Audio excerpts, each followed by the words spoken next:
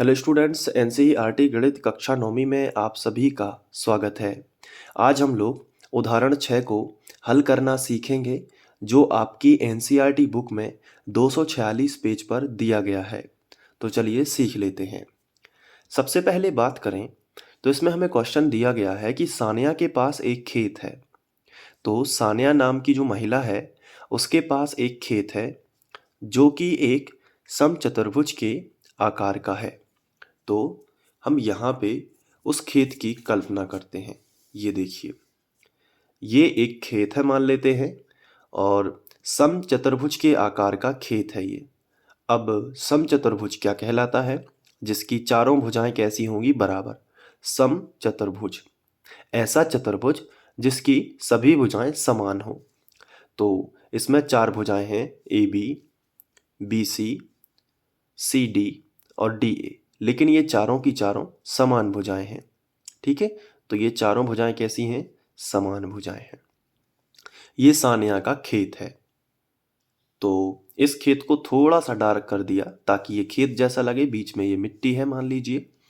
अब देखिए, अब सानिया नाम की महिला जो है वो हर साल खेती करती है, लेकिन इस बार उसने ये विचार बनाया है कि उसके पुत्र और पुत्री खेती करें। तो सानिया के पास एक पुत्र है और एक पुत्री है। दोनों काफ़ी बड़े हैं, खेती करने के लायक हैं। ठीक है, तो सानिया ये चाहती है, अब सानिया की उम्र हो चुकी है, तो सानिया ये चाहती है कि उसका पुत्र और पुत्री दोनों खेती करें। अब सानिया ये भी चाहती है कि दोनों को बराबर बराबर हिस्सा मिले खेती करने के लिए। तो क्वेश्चन को थोड़ा सा और पढ़ते हैं। देखिए, इस क्वेश्चन के साथ में हमें आकृति दी गई है 12.13, लेकिन उसको हम डायरेक्ट नहीं देखेंगे, थोड़ा सा क्वेश्चन को समझेंगे। देखिए, वह अपनी एक पुत्री और एक पुत्र से यह चाहती है कि वे इस खेत पर काम करके अलग अलग फसलों का उत्पादन करें। तो सानिया ये चाहती है कि उसका एक जो पुत्र है और पुत्री है, दोनों इस खेत में आए और काम करें, लेकिन जो फसल है वो अलग अलग होनी चाहिए। ऐसा ना हो कि जो पुत्र ने फसल उगाई है वही पुत्री फसल उगा दे, ऐसा नहीं। अगर पुत्र ने गेहूं उगाया है तो पुत्री चने को उगाए, है ना। अगर पुत्र ने सोयाबीन उगाया है तो पुत्री जो है उड़द को उगाए या मसूर को उगाए। ये उन्होंने कुछ भी इस तरीके का बनाया कि अलग अलग फसलों का उत्पादन करना है। ये सानिया ने दोनों से कहा होगा। तो इस खेत पर काम करके अलग अलग फसलों का उत्पादन करे, ये सानिया चाहती है। उसने इस खेत को दो बराबर भागों में विभाजित कर दिया। किसने? सानिया ने। सानिया ने क्या किया? इस खेत को दो बराबर भागों में विभाजित कर दिया।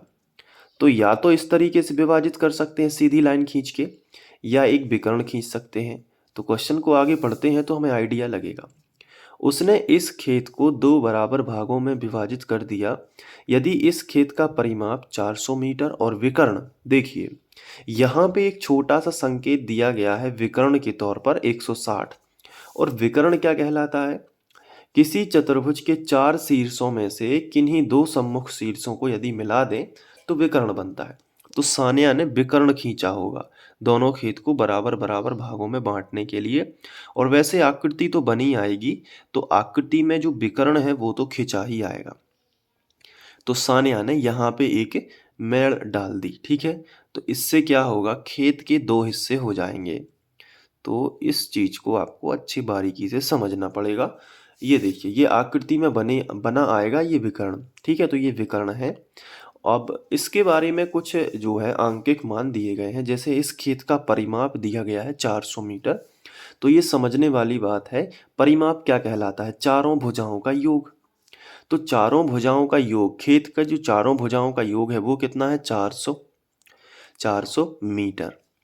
तो चतुर्भुज में कितनी भुजाएं होती हैं? चार भुजाएं, और चारों समान होंगी। तो अगर हम 4 से भाग कर देंगे तो टोटल 400 है, 4 से भाग करेंगे तो एक भुजा आ जाएगी 100 मीटर। तो परिमाप कितना है? 400। तो 400 को बराबर बराबर चार हिस्सों में बांटेंगे, क्योंकि बराबर बराबर भुजाएं हैं चार। तो 400 को बराबर बराबर चार हिस्सों में करेंगे तो 100 एक हिस्से में 100 आएगा। मतलब एक भुजा 100 मीटर की होगी, अगली भुजा भी 100 मीटर की होगी, परिमाप से पता चला है, ये किससे पता चला है? परिमाप से। ये वाली भुजा भी 100 मीटर की होगी और ये वाली भुजा भी 100 मीटर की होगी। अब चारों को जोड़ोगे तो 400 ही आएगा। इसके साथ में हमें विकर्ण जो दिया गया है वो है 160 मीटर। तो आप यहाँ पे देख सकते हैं, ये जो विकर्ण है ना, ये हमें दिया गया है 160 मीटर। तो ये क्वेश्चन में इस तरीके से हम कर सकते हैं। तो परिमाप से हमें पता चला है कि प्रत्येक भुजा 100 मीटर की है, क्योंकि परिमाप होता है चारों भुजाओं का योग। 4 भुजाएं तो होती ही हैं चतुर्भुज में, चारों का योग कर दोगे तो क्या आएगा? परिमाप। परिमाप कितना है? 400। 400 को बराबर बराबर 4 हिस्सों में बांटना है तो 4 से भाग कर दोगे। अब जब 4 से भाग करोगे तो प्रत्येक हिस्सा 100 में आएगा। तो ये अपन यहाँ पे अंदाजा लगा सकते हैं। तो मान लेते हैं कि इतना हिस्सा त्रिभुज ए बी डी, इतना हिस्सा जो है वो पुत्र करेगा और इतना हिस्सा मान लेते हैं पुत्री करेगी। तो पुत्र को मिला है त्रिभुज ए बी और डी के बराबर हिस्सा। तो मान लेते हैं कि ये यहाँ पे पुत्र खेती करेगा और बी डी सी में यहाँ पे पुत्री खेती करेगी। ठीक है, ये देखिए, पुत्र यहाँ पे खेती करेगा और पुत्री यहाँ पे खेती करेगी। अब इनको बराबर बराबर हिस्सा मिला है या किसका क्षेत्रफल देखे, तो ये हमें चेक करना है। तो प्रत्येक को खेती करने के लिए कितना क्षेत्रफल प्राप्त होगा, ये हमें यहाँ पे निकालना है। तो देखिए, अगर हम बात करें समचतुर्भुज की, तो समचतुर्भुज का विकर्ण बराबर बराबर क्षेत्रफल वाले दो त्रिभुजों में बांटेगा, या हम इनकी भुजाएं भी देख सकते हैं। यहाँ पे देखिए, ये ए है, ये बी है और ये सी है। ए बी सी तीनों के मान यहाँ पे जो कुछ होंगे यहाँ पे भी वही होंगे। 100 100 160 100 100 160, तो इनके क्षेत्रफल तो बराबर आएंगे। तो ये क्वेश्चन को अब हमने थोड़ा समझ लिया है, तो अब इसको सॉल्व करेंगे। तो सबसे पहले हम लिखेंगे हल दिया है। ठीक है, अब इसमें जो है आकृति दी गई है, तो हम लिखेंगे आकृति से, और आकृति से हम क्या करेंगे, यहाँ पे पहला त्रिभुज लेंगे ए बी डी। तो लिखेंगे ए बी डी में त्रिभुज ए बी डी में। अब त्रिभुज ए बी डी में अगर हम गौर से देखें तो बताइए, ए का मान ये मान लेते हैं, बी ये मान लेते हैं और तीसरी भुजा ये सी हो जाएगी। तो तीनों भुजाओं यदि हमें पता होगा तो हम हैरो का सूत्र लगा देंगे, यानी हीरोन का सूत्र लगा देंगे। तो त्रिभुज एबीसी में ए बराबर होगा 100 मीटर, बी बराबर भी हम 100 मीटर ही लेंगे, लेकिन जो सी है, सी बराबर होगा 160। आप देख सकते हैं 100 100 और 160। अब हमें क्या लगाना है, हीरोन का सूत्र। तो हीरोन का सूत्र होता है एस ऋण ए एस माइनस बी और एस माइनस सी अंडर रूट। तो यहाँ पे हमें सबसे पहले एस निकालना पड़ेगा, तो हम एस निकाल लेते हैं। तो एस का मतलब होता है अर्ध परिमाप, सेमी पेरीमीटर, तीनों का योग ए प्लस बी प्लस सी। तीनों को सबसे पहले जोड़ देना है और बटे कर देना है 2। ठीक है, तो एस बराबर आपको मिलेगा, ए का मान कितना है देख के बताइए, 100, प्लस बी का मान कितना है 100, प्लस सी का मान कितना है 160, और बटे कितना आएगा 2। फिर हम एस बराबर 100 और 100 कितने हो जाएंगे, 200, 200 और 100 300, 360 हो जाएगा टोटल, और बटे कितना होगा 2। फिर एस बराबर हम निकालेंगे 2 एकम 2 बचा 1, 2 अट्ठे 16, 0, 180। अर्ध परिमाप आ गया 180। तो हम लिखेंगे, इसलिए जो त्रिभुज है हमारा, त्रिभुज ए बी डी, आप देख सकते हैं ये वाला त्रिभुज कौन सा है, ए बी डी। हम लिखेंगे त्रिभुज ए बी डी का क्षेत्रफल। ठीक है, त्रिभुज ए बी डी का क्षेत्रफल क्या होता है, तो हीरोन का सूत्र यही लिखेंगे सबसे पहले, under root S minus A S minus B और एस माइनस सी। चलिए, बराबर के नीचे बराबर, फिर अंडर रूट लगा देंगे। अब इसके बाद जो एस का मान है वो है 180, तो यहाँ पे रखेंगे 180। फिर s का मान कितना है 180 माइनस ए का मान कितना है, ये देखिए ऊपर से आपको मिलेगा 100, बी का मान भी 100, तो ए का मान 100। फिर ये कोष्टक लगा है तो ये कोष्टक लगा देना, ठीक है। फिर अगला कोष्टक, फिर s का मान है कितना 180, तो आप यहाँ पे लिखोगे 180 माइनस b का मान फिर से 100 होगा। फिर ये कोष्टक है तो ये फिर से कोष्टक लगा के s का मान कितना है 180, माइनस है तो माइनस लगा दो। फिर c का मान 160 है, आप ऊपर देख सकते हैं, ये देखिए c का मान कितना है 160, तो हमने यहाँ पे 160 रख दिया। अब बराबर के नीचे क्या लगाएंगे, बराबर, फिर अंडर रूट लगा देंगे। इसके बाद 180 को हमने ज्यों का त्यों लिखा। 180 में से 100 चले जाएंगे तो यहाँ पे केवल 80 बचेंगे। 180 में से 100 चले जाएंगे तो यहाँ पे केवल 80 बचेंगे। और 180 में से 160 चले जाएंगे तो केवल और केवल 20 बचेंगे, है ना। अब देखिए बराबर के नीचे बराबर, फिर से अंडर रूट लगा दिया।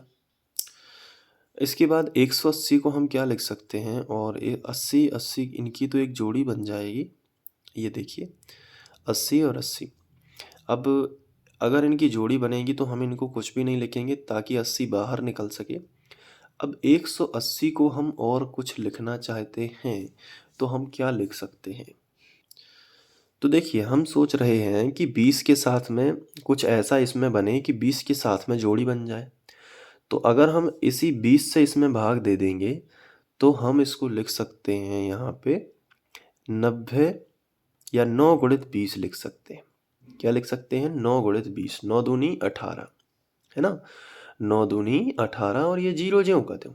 तो 180 को लिख सकते हैं 9 गुणित 20, और ये 80 गुणित 80 ज्यों का त्यों, 80 गुणित 80। और ये 20 को भी ज्यों का त्यों नहीं लिख देना, ऐसा इसलिए है 80 और 80 की जोड़ी बनेगी तो 80 बाहर आएगा, आएगा कि नहीं, और 20 और 20 की जोड़ी बनेगी तो 20 बाहर आ जाएगा। और 9 का वर्गमूल 3 होता है, क्योंकि 3 गुणित 3 लिख सकते हैं इसको, तो 3 की जोड़ी बन जाएगी तो वो भी बाहर आ जाएगा। अब इसको यदि हम आगे करें तो देखिए 8 दूनी 16, और एक जीरो और एक जीरो कितने जीरो, 2 जीरो, और गुणित 3, और 16 दिया 48, तो यहाँ पे 48 डबल जीरो कितना आया 4800, और क्षेत्रफल है तो मीटर स्क्वायर में आएगा। तो इसका मतलब ये हुआ कि जो पुत्र है ये 4800 मीटर स्क्वायर में जो है खेती करेगा, तो पुत्री भी उतने में ही करेगी। क्यों करेगी, क्योंकि समचतुर्भुज का विकर्ण उसे बराबर दो क्षेत्रफल वाले त्रिभुजों में बांटता है। या तो ये आप रीजन दे सकते हो, या आप यहाँ पे लिख सकते हो कि जिस प्रकार ऊपर ABC के मान थे नीचे भी ABC के मान वही होंगे। यहाँ पे A का मान कितना था 100, B का मान कितना था 100, और C का मान 160। इस वाले त्रिभुज को जब आप करोगे ना तो A का मान भी 100, B का मान भी 100, और 160 का मतलब C का मान भी 160। तो यहाँ पे क्या होगा कि इसका अर्ध परिमाप भी सेम वही आएगा जो इसका आया था, और भुजाएं ABC भी सेम है, तो क्षेत्रफल भी सेम ही आएगा। तो हम यहाँ पे डायरेक्ट लिखेंगे तब त्रिभुज, ये जो नीचे वाला त्रिभुज है ना इसका नाम क्या है BDC, तो लिखेंगे तब त्रिभुज BDC का क्षेत्रफल भी कितना होगा 4800 मीटर स्क्वायर होगा, ठीक है। इसलिए पुत्र और पुत्री दोनों को, तो इसलिए लिखेंगे पुत्र और पुत्री, आप चाहो तो लिख सकते हो प्रत्येक को, पुत्र और पुत्री को ऐसे भी लिख सकते हैं। खेती करने के लिए या खेती के लिए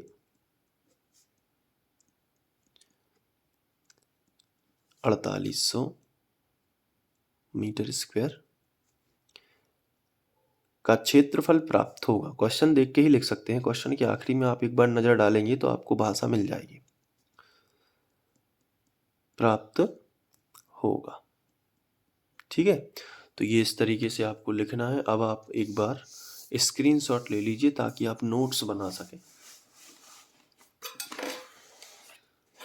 तो ये था क्वेश्चन।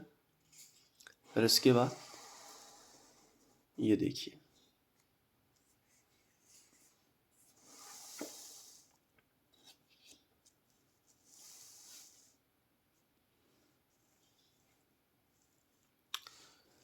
तो उम्मीद है कि ये आपको अच्छे से समझ में आ गया होगा। इसके बाद यदि आप इसी तरीके के और वीडियोस देखना चाहते हैं और नए हैं तो आप यूट्यूब पर सर्च कीजिए फ्री ऑनलाइन कोचिंग और होम पेज कर जाकर स्क्रॉल करिए तो आपको क्लास 9th मैथ्स मिल जाएगी, तो आप क्रमबद्ध अध्ययन कर सकते हैं। Thank you.